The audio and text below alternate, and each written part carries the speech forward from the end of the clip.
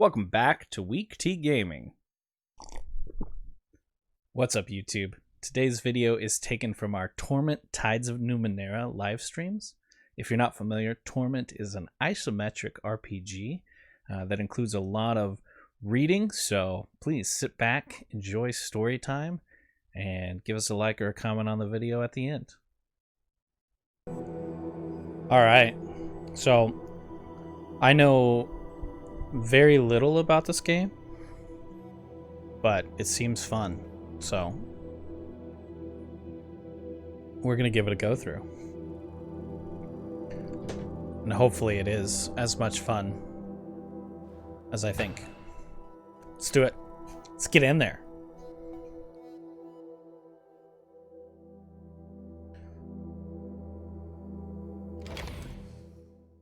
I will be male. Mind wakes in darkness. Okay. Aching cold sets into an unfamiliar body. Sounds great. A distant howling surrounds you, louder with each passing second. Sure. Insistent and invisible hands slap and tear at the membrane that protects you. Okay. Your first emotion is an involuntary and formless panic. You feel you have forgotten something important. Yeah. As if it once meant the world to you. Oh. But the details slip away as you grasp at them. Okay. You force your eyes open. I think I'm a look around guy. A white-pink fleshy cocoon surrounds you. Even as you look, a minor rent in its side tears open, and the howling wind forces its way inside. This is, oh, that wind's intense. The cocoon rips away, gone before you can grab it, spinning you into a dizzying tunnel. You are falling, the world many kilometers beneath you. You catch a glimpse of a curved horizon, and also the ground beneath you that is approaching deceptively quickly. Above you, a small moon is slowly collapsing in upon itself. A corona of acid green and black energy playing around its edges. Oh wow. That sounds very intense. The wind buffets you calm and down. burns your eyes, but you don't need to see the details of the faraway ground to know you're in serious trouble. You won't survive a fall from this stratospheric height. A part of your frantic mind babbles that technically you probably fell from a thermospheric height. You struggle to stay focused as the ground rushes toward you. Okay. Alright. Ooh, the wind. The wind is...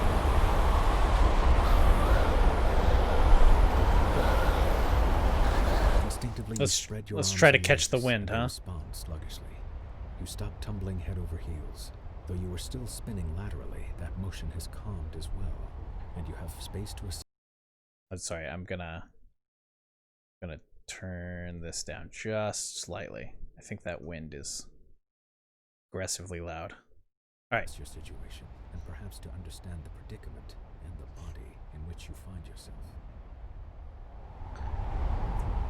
Below you, you see a large landmass. A massive ocean dominates the rest of the visible globe, dotted here and there with island chains. Okay. Small moons, unusual structures, and strange machines rush past you in glittering profusion as you plummet toward the ground. Look at this body. From what you can see of your outstretched figure, you're wearing a black look at this body. Your skin is light brown, and you seem to have 5 fingers on each hand. Okay. A good set of muscles helps control your fall. Not bulky, but well-toned.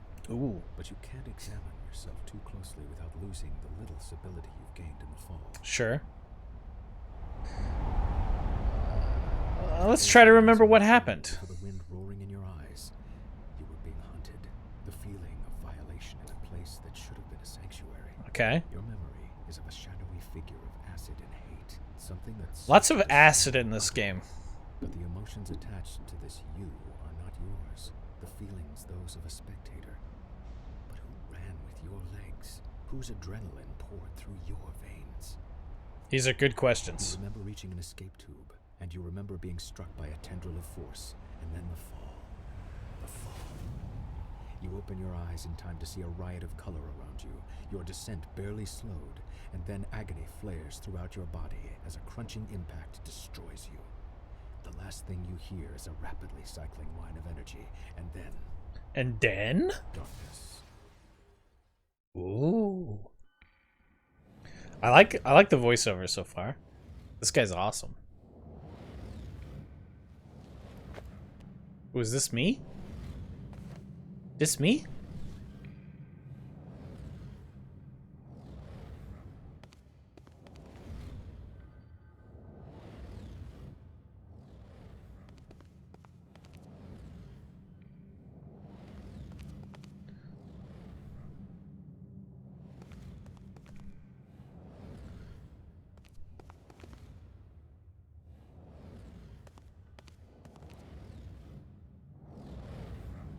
Interact. Ooh, okay.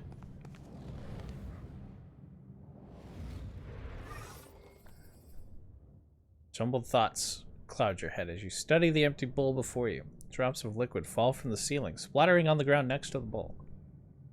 The light from every drop is reflected in the bowl's rounded hollow as if it hungers for that light. It needs to be filled. Yet the bowl remains dry. Another drop falls from the ceiling and splashes across the pylons, wasted. Might. So might is an ability. It's yellow. I assume that relates to this. Yep, might. Wait, no, speed is yellow. Might is orange. This is might. Might, speed, intellect, chem, even. I'm a well-rounded character. 5s across the board. Let's examine the bowl. Trace your fingers over the slippery, overlapping scales that spiral up from the bottom of the bowl. The sharp-toothed rim plucks at your skin. It's going to be tricky to move this bowl without slicing your fingers on the edge. Might have to put some effort into it. Reflected light streaks across the surface of the bowl as another droplet falls from the ceiling. I guess we try to push it. You've encountered your first task. You have 3 stat pools: might, speed, intellect. You can spend to increase your chances of success. This is called using effort.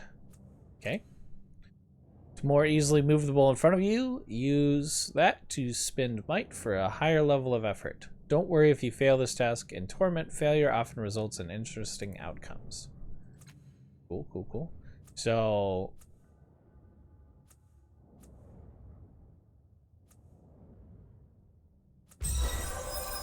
let's take the 80% chance, right? Carefully take hold of the bowl, avoiding the teeth on the serrated rim. With a deep breath, you move it over the glowing pool of fallen light.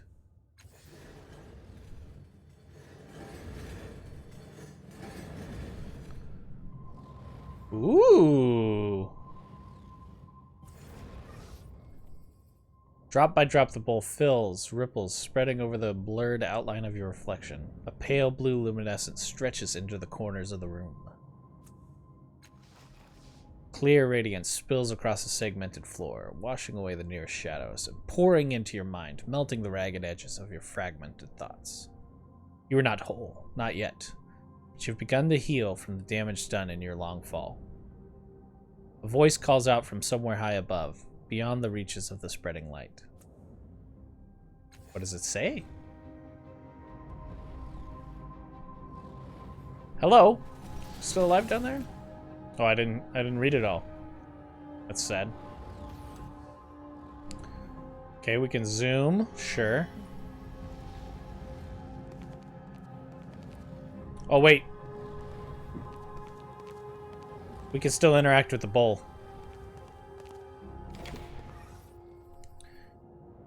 The rippling surface of the bowl shines with its own light. What if we overturn the bowl? When you touch it, you feel a strange tightness in your head and soon discover that the bowl is far too heavy to move now. Even the attempt makes your arms ache and temples throb.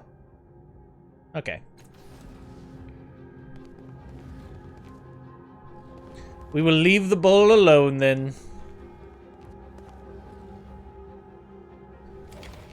What is this globule of light? As soon as you touch the orb, a memory floods your mind.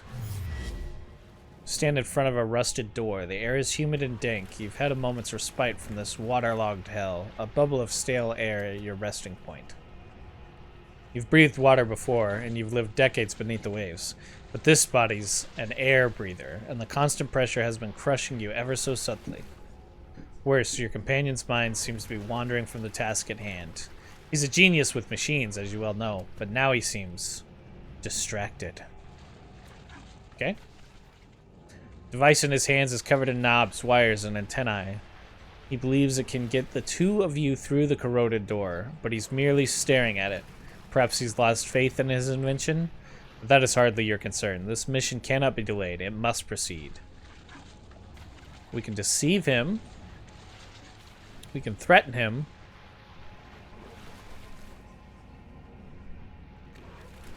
Let's try casting a spell. You mumble a few words, drawing power from the air around you until a solution appears in your mind. You snatch the device from his hands, rewire it, shove it back at him. Oh, he says, examining your work. Sorry, I was trying to improve the thing. He waves the device at the door, and the stale air of your bubble freshens as the door swings open. A dark hallway lies beyond, a passage that links the water-bordered cells and the aquatic viewing areas. What you seek lies there. Ooh. Moments later, you're underwater again, your hands closing around a strange yet familiar artifact. You need it to complete something. It hovers above a pedestal, rotating in the dark water.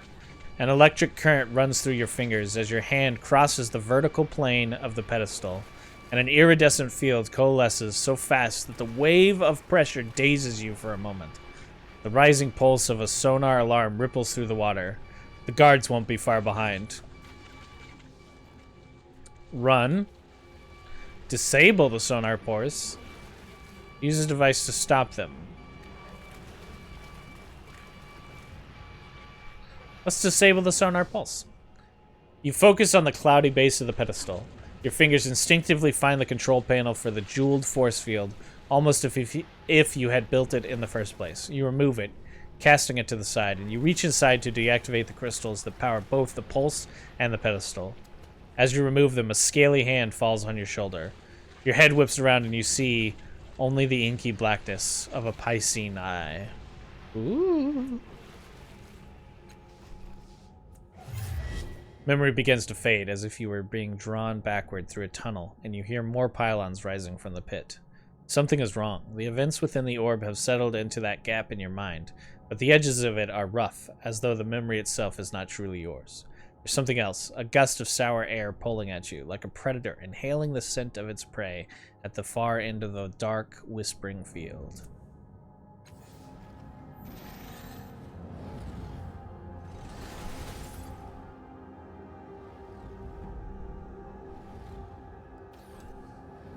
And away we go.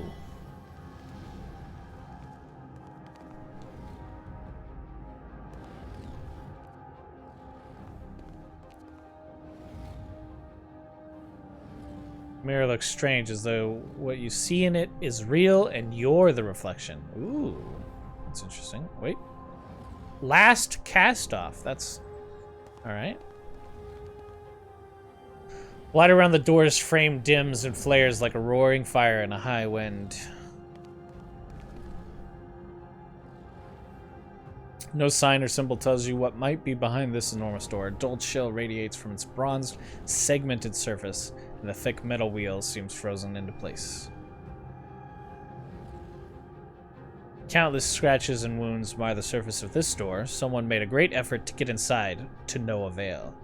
This is Torment, Tides of Numenera.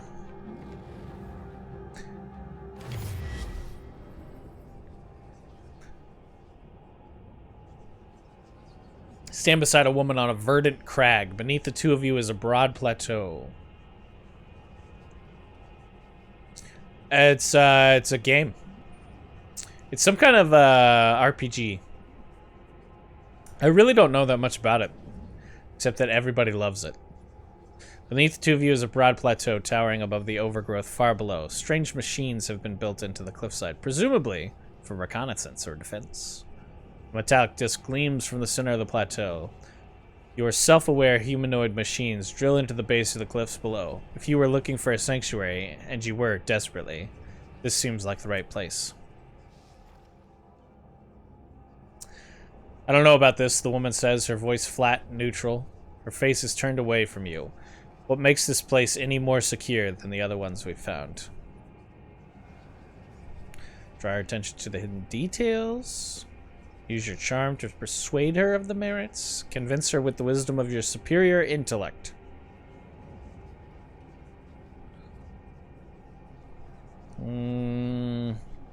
Let's convince her. Slight chill enters the air as you describe the potential power of the metallic disc below and the sealed vaults beneath it. She nods. So that's what your servitor machines are doing down there? You've already chosen this as the site, haven't you? She waits for your affirmation and says, all right, I'm convinced. The two of you sketch your plans for the sanctuary, drawing schematics and architectural diagrams. Then you descend onto the plateau to examine the open ground.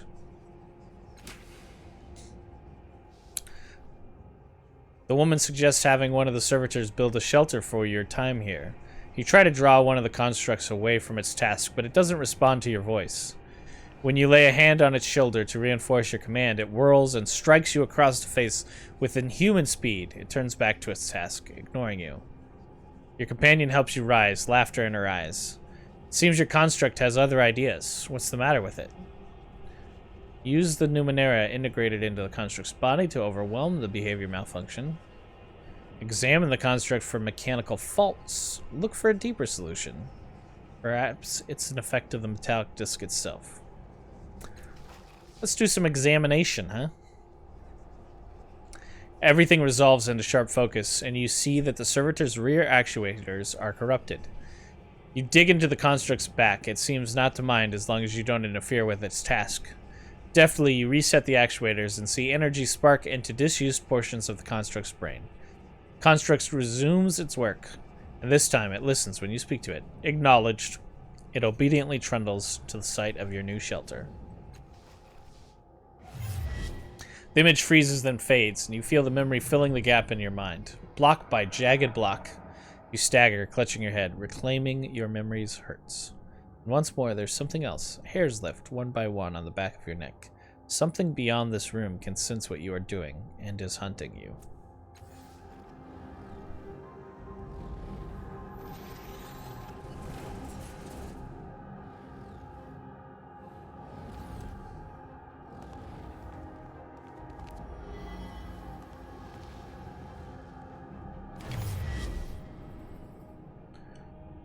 A vision of a city springs up around you, your city in flames and under attack. Her defenders have fought and died all day, and still the attackers keep coming. They fight as if your destruction were demanded of them. They care nothing for mercy, surrender, or plunder. What they want is blood. But you have brought a keen-eyed companion to the top of the tower. She has seen the way to stop the invaders. You need to get her to safety, and you need to rally your defenders. But even as you turn toward the door of the tower, two of the attackers descend from a hovering machine. You don't have time to strike at them before they land. One is brutishly large, his weapon a vibrating axe. The other is slim, sheathed in glassy armor, and holding a hilt with a sizzling invisible blade.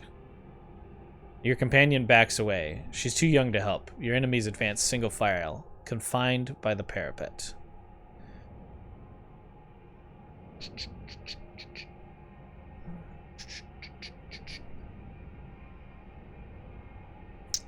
Let's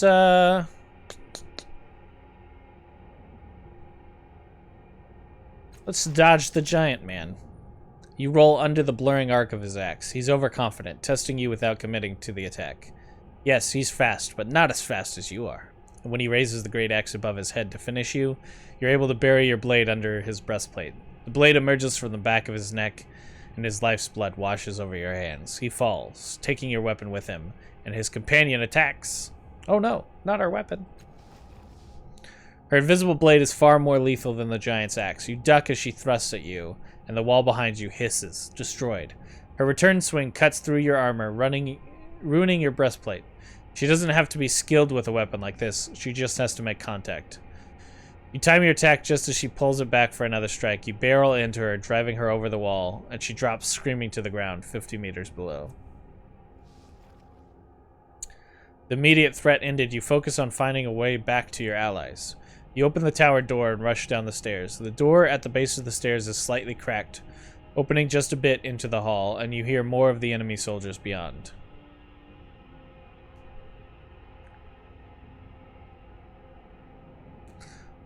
I like this. I like this. Hurl yourself at the door. You charge through the door, or through the dim shadows, dropping your shoulder into the door at the last minute. It bursts open. Halfway through its arc, it crashes into the pair of enemy soldiers, scattering them. You race through the door, blade in hand, and you dispatch your stunned foes before they have a chance to move. Their blood begins to pool in the hallway. It's a very bloody game. A lot of blood. The memory begins to fade, and you find yourself back in your own body. Your temples throb with the racing force of your heartbeat, and the reclaimed memories blaze within you like a bonfire on a mountain peak, visible to every predator for kilometers around. A tremor rocks the floor beneath you, as though a massive fist has struck the room itself. Swaying on your feet, you see frantic movement within the borders of a mirror at the edge of the room.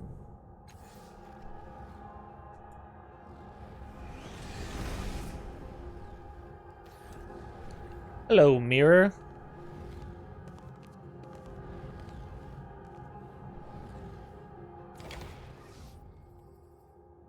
The border of this mirror is lavishly decorated with a dizzying number of interlocked symbols. Daggers, masks, paintbrushes, amulets, and more. But that's nothing compared to what you see in the glass. You see a vast crowd of people, exact doppelgangers of you, shoving, arguing with, and fighting each other. Most are drab imitations of you, but a precious few are vivid and pull at your attention. Each of them bears an intricate pentagonal tattoo on their head. In their eyes, their actions, you see the memories you discovered within the orbs and the choices you made, shining like distant stars. Your hand twitches at your side, and though some of the bright doppelgangers ignore you, an even smaller number immediately turn to you, waiting for you to choose them and learn what you might become. A rumble shakes the room, and a slow vibration spreads from the darkness below, rippling towards the ceiling. Point at the doppelganger slipping gracefully through the mob. Point at the intelligent doppelganger with the furrowed brow. Point at the learned doppelganger reclining on a throne of books.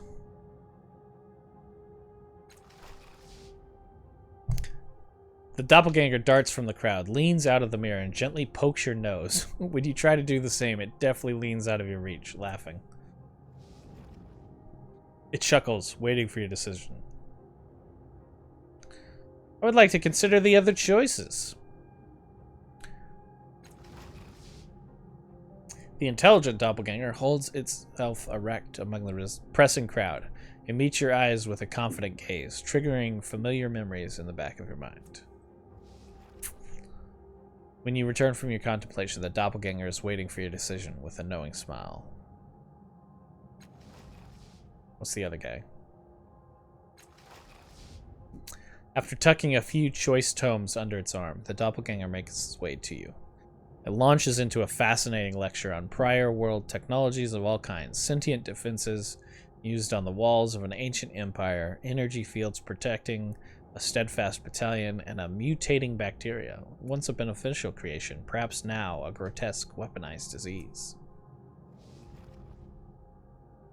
I feel like you are just reading me a book. Is that something you could actually do? Live book reading? Probably.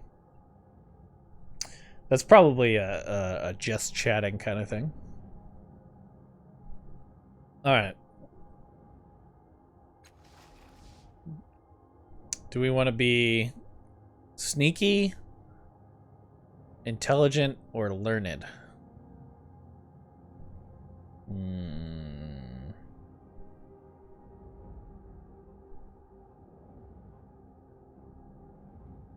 Going intelligent. Doppelganger holds itself erect among the present crowd, triggering memories in the back. Yep. Yes. This is who I am. The remaining doppelgangers scatter for the edges of the mirror and vanish. Your chosen identity steps forward. Its appearance changes as it steps out from the rippling glass. Yeah. Yep. First playthrough. Its face exudes intelligence and confidence. Shadows of several devices shimmer all around it. Technology of several kinds from a myriad of past ages. You get the feeling you would be comfortable with all of it. The word nano sounds in your mind. Gain description, intelligent. Your doppelganger continues walking, stepping into you, filling you, making you whole. Your decision rings out in the cavernous room, awakening and unlocking vast mechanisms behind the walls. Suddenly, a grotesque noise rings through your shared worlds, like a bell if bells could rot. Something is coming. Ba-ba-ba. The mirror fades, leaving a dark, open doorway. You take a deep breath and step through. Character creation? I thought we just did that. Your choices in the memories and the mirror have begun to build your character, but now you have the opportunity to decide on a number of details. First, you can decide to change your type. Type defines the abilities and skills you'll be able to acquire as you advance.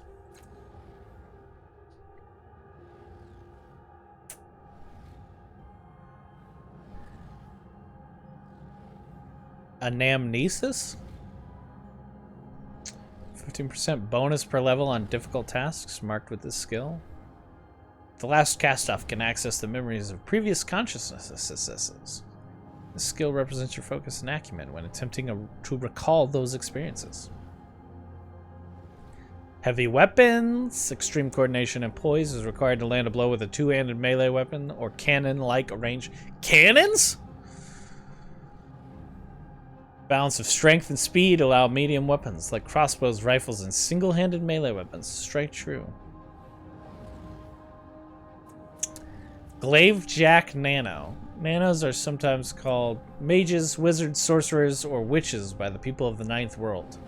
Whatever they're called, Nanos master the mysteries of the past to the degree that they seem to perform miracles using esoteries, spell-like invocations that combine gestures, command words, and psychic disciplines.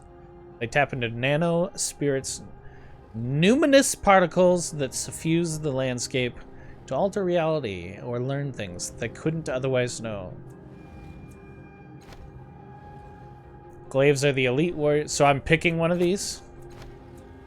I guess. Glaives are the elite warriors of the Ninth World. Oh, armor. Using weapons and armor to fight their enemies.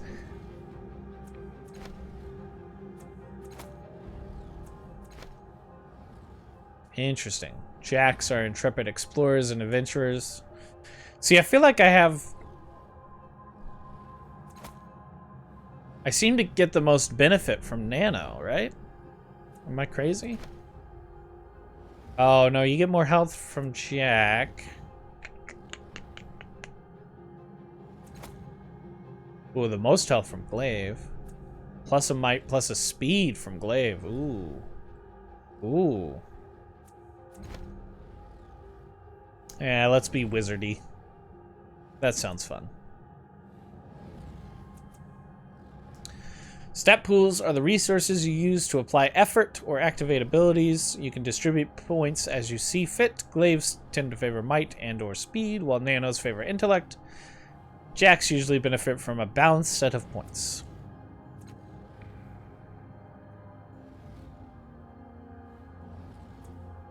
Let's do this.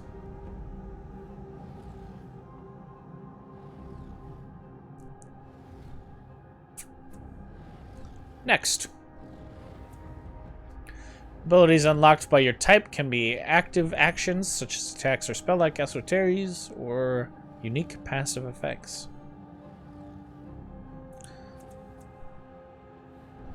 Surface thoughts of most people or creatures you speak with appear in conversation. Gain +1 training and cipher use.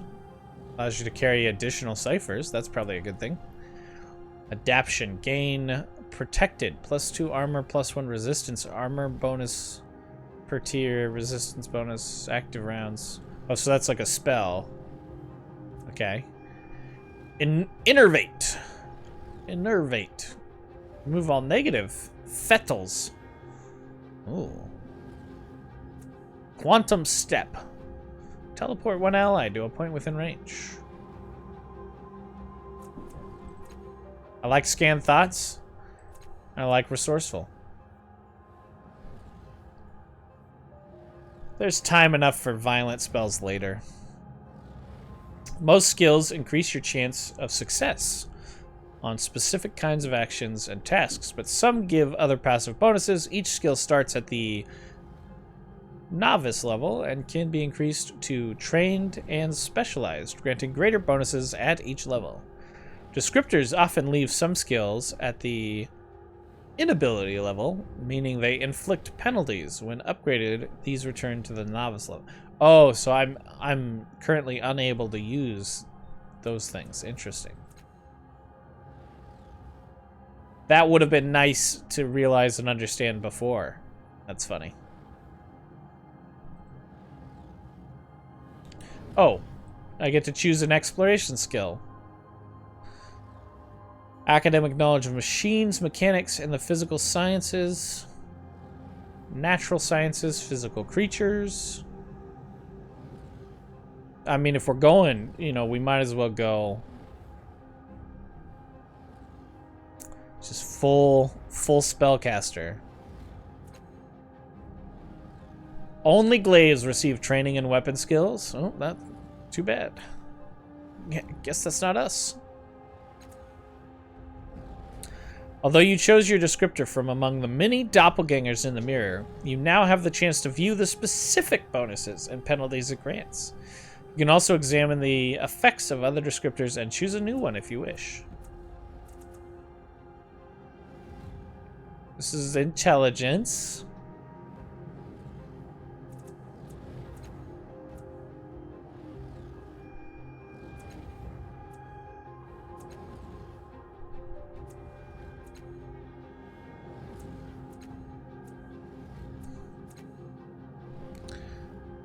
Oh man, learn is way better.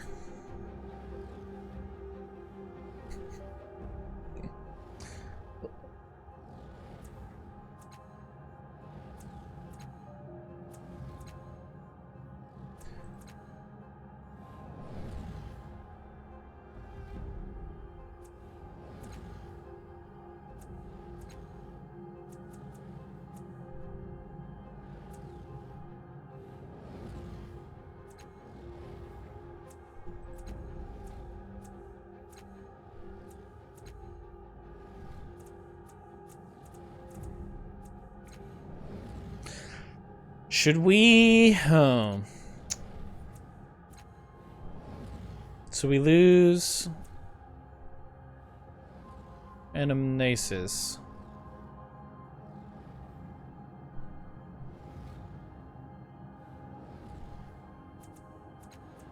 But we gain concentration, healing, and both lores that we skipped out on. But we're bad at persuasion. I think we just stick. Let's just stick with our gut reaction, intelligent.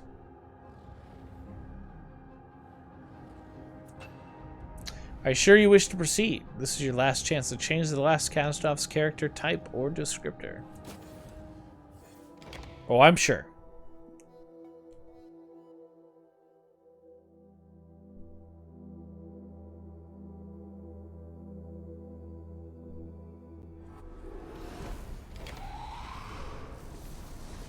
What's happening here?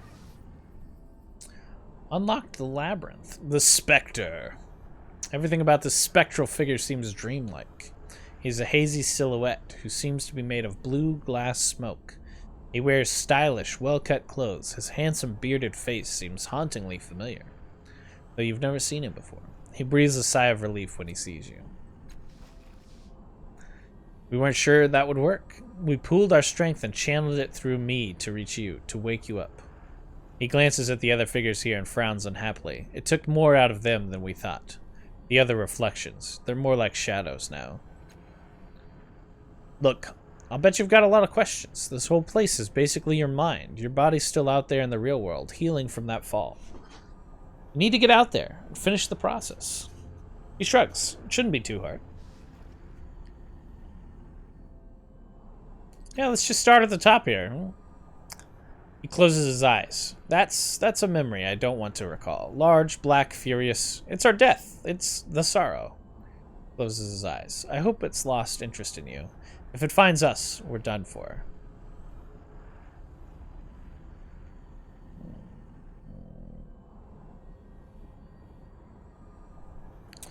Who are you? The Spectre. He pauses. Looks down at himself, considering a long time before answering. I'm you. I'm a part of your mind. A splinter. I was waiting here for you. We called you with the memories of the others who are here. I don't know what happened next. Said I had to finish the process? What do you mean? After you wake up from this dream state and attune to the tides, you'll need to find something called a resonance chamber. Your body should have landed somewhere near it. Just climb inside that and everything will be fine. I have a feeling that's not going to be true. You mean attuned to the tides? What's a resonance chamber? Tides are like a force, like gravity or magnetism or something. Except they respond to people's actions and perceptions. Your body, that is, your body in the real world, needs the tides to survive. It's not something you need to worry about. Your body will attune as it wakes up. Okay, what's a resonance chamber? I remember pieces about it, but not the whole. It's a crystal sarcophagus. I remember it having 5 mechanical arms around it and a metal ring set in the floor. I think we were aiming for it when we fell.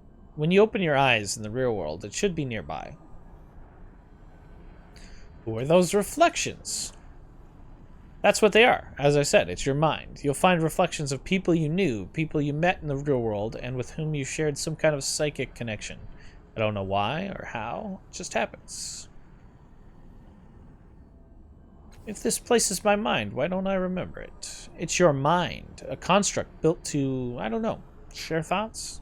Store your true self? Wait, you know how people say in the first place? This is definitely the first place of your memory.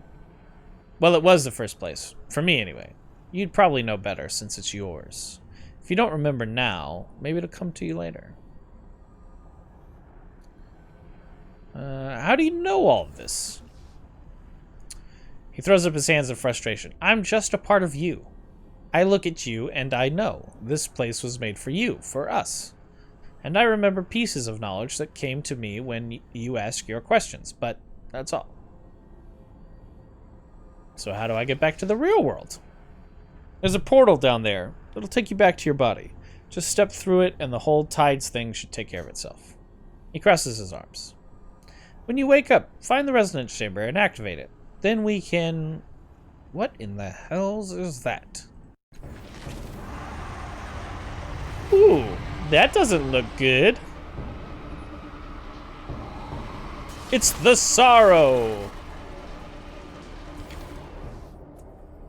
The sorrow is anchored to those reflections. It's devouring their power. Well, that doesn't...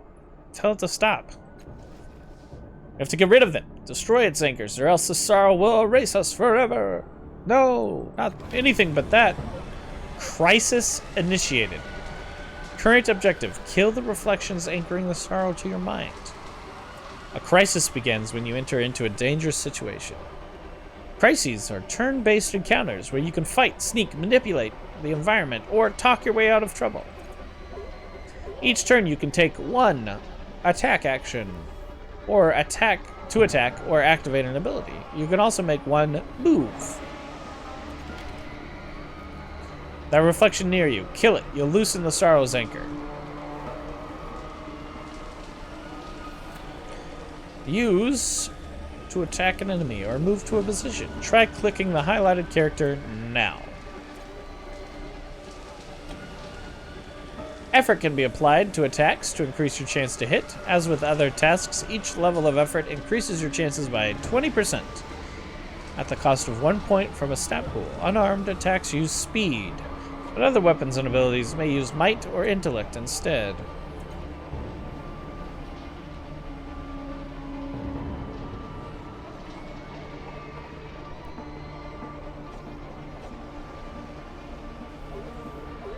Is that saying that it would...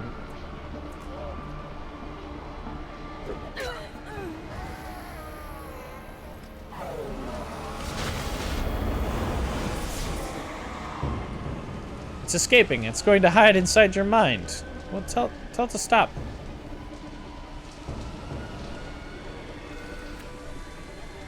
You could sacrifice your attack action for the turn to double move. Instead of attacking, the movement preview line turns purple when over a position that requires a double move.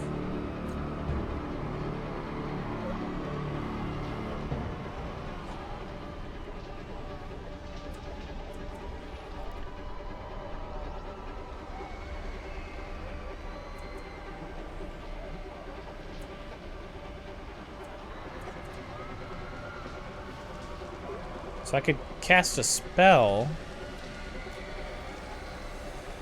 Oh! Trans-dimensional damage.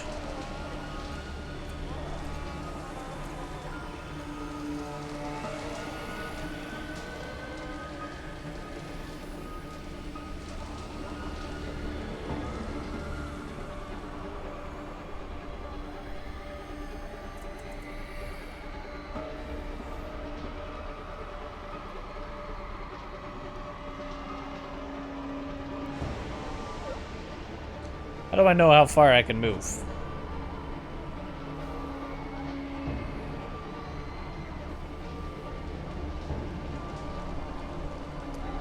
I see.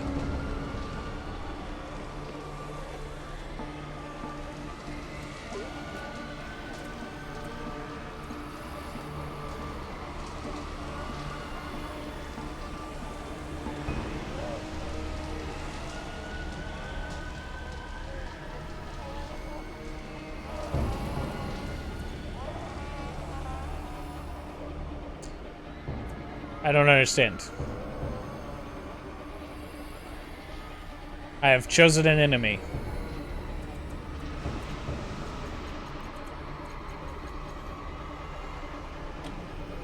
Ah, there we go. When you apply effort to an attack, it also increases the damage you deal. Different weapons and abilities gain different amounts of bonus damage from effort.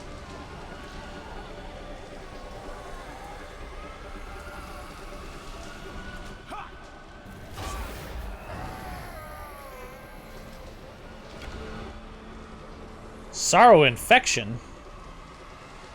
It's infecting it.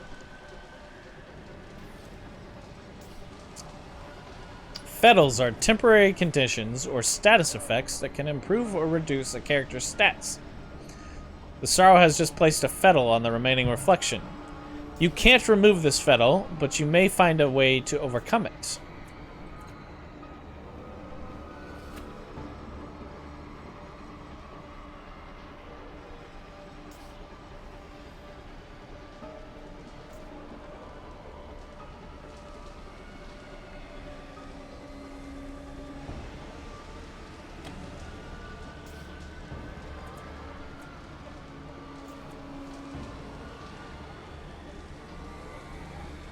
Oh, I see. It has 10 armor, so a physical attack won't do anything.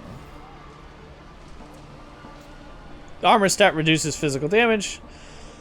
Fettle of the Sorrow placed on this character has boosted its armor by 10, meaning it will absorb 10 points of damage from each attack. This reflection's armor is now too high for you to overcome with your unarmed attack.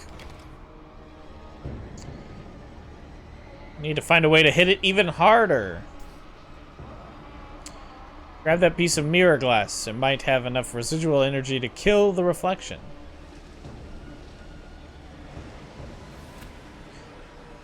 To pick up loot, use to click the highlighted object. Then click Take All or double-click the individual item you want.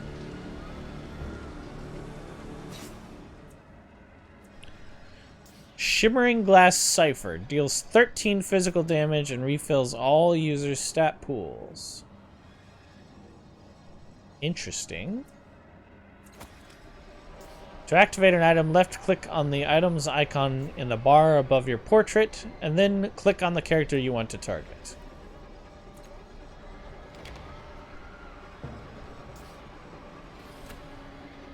Now I could do that.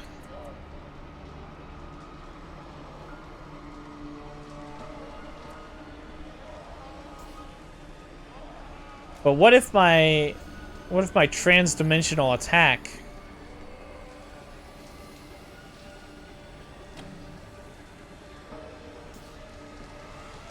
see, this would actually just take it out. And then I can save the special weapon for another time.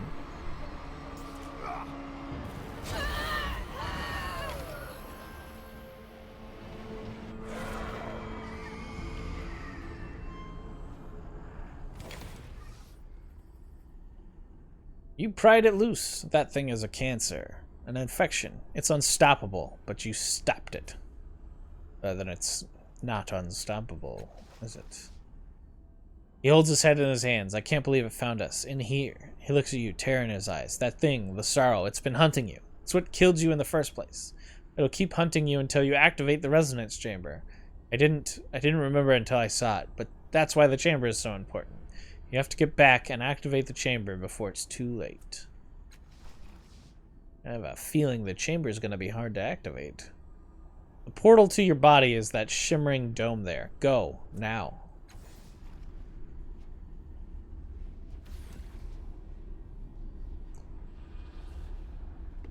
Okay.